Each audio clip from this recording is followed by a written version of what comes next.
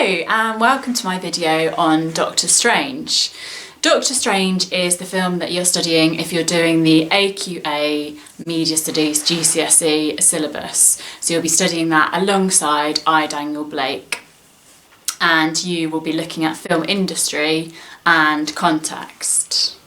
So Doctor Strange was released in 2016 and it was part of the Marvel franchise. Marvel is owned by the Walt Disney Company, and together with other film companies they form the Big Six, and that's the 6 major film studios. The genre is superhero and it's typical of that style of film, and generally major film studios tend to produce superhero films because they're low risk. They've got a successful formula that's easy to repeat. They obviously have an existing fan base already, so it makes it easier to appeal to the audience and there's less risk that it won't succeed.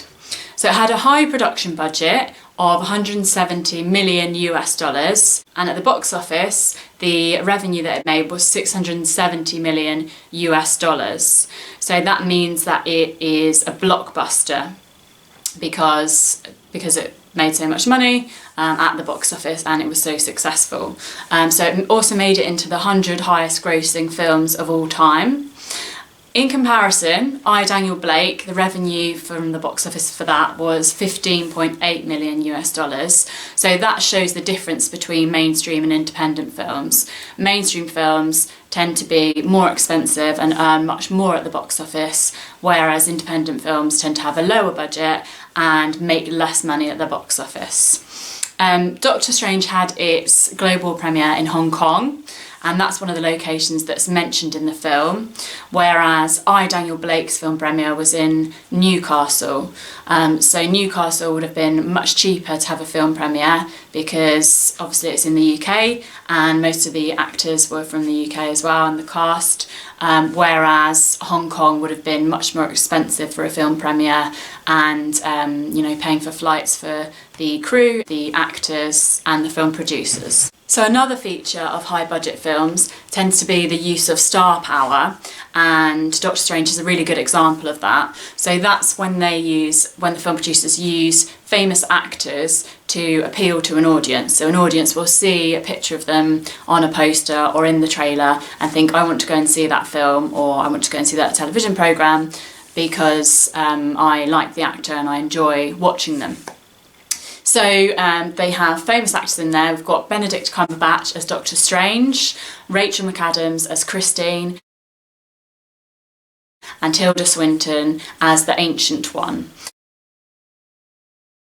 So they're all actors that audiences would be familiar with and would want to go and see. And another feature is the use of CGI that tends to be part of high budget films, and Doctor Strange is an example of that, and it received the Empire Award for Best Visual Effects in 2017. So for example, at the beginning of the film there's a chase scene set in London and you see streets and buildings completely splitting in half, and also the proportions of it change, so it's like it's rotating basically. So there's a bit of an intertextual reference to Inception for fans of that film, but the CGI is even more advanced because obviously that was a few years ago now. And then another really good example is in the film when the Ancient One says to Doctor Strange, "Open your eye," and then we see Doctor Strange hurtling through different dimensions, and it's very engaging and exciting for the audience. And as you'd expect really, throughout the film, as typical for a Marvel superhero film, it offers the audience escapism and entertainment through battle scenes, chase scenes, stunts, near-death situations that the characters are in. So there's a lot of excitement and it's very aesthetically pleasing for the audience due to the use of CGI. And this all helps to make it low risk. And low risk means, as I've said before, that the audience will want to go and see it. So it's got a low risk that it won't succeed. The marketing budget was also high, as you'd expect from a major film company. So 2 posters were released at the same time as the first trailer, and they featured the date of release at the bottom. So that helped persuade the audience to start thinking about going to see it, because obviously they're made aware, informed of when it's going to be on. On one of the film posters there was a close-up of Benedict Cumberbatch, who plays Doctor Strange, and obviously he's really well known, so audiences will immediately recognise him, and he's using direct gaze as well to engage the audience. So in the poster he's looking directly at the camera.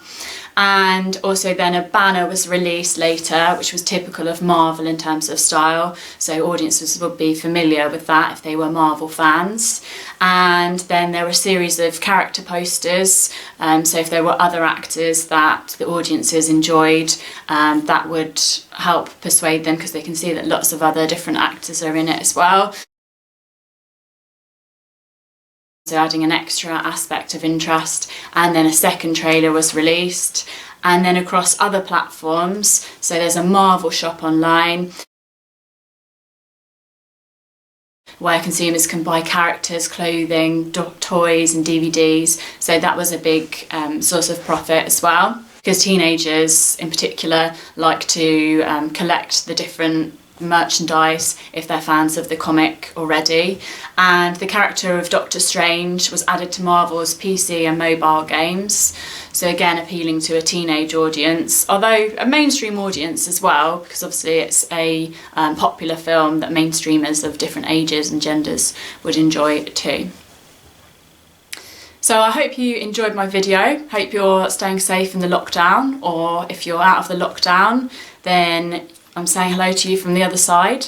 So stay safe, and let me know what you think of the video, and let me know which text you would like me to do a video on next. Okay, bye!